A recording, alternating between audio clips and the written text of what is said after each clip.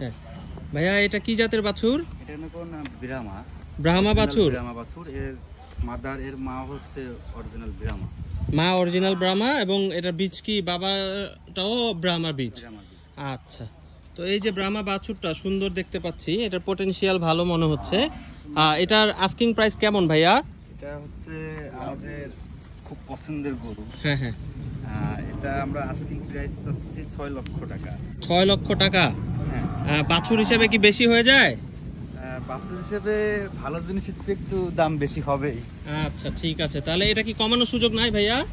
কমানোর হালকা সুযোগ আছে যদি আপনার রেফারেন্স দেয়।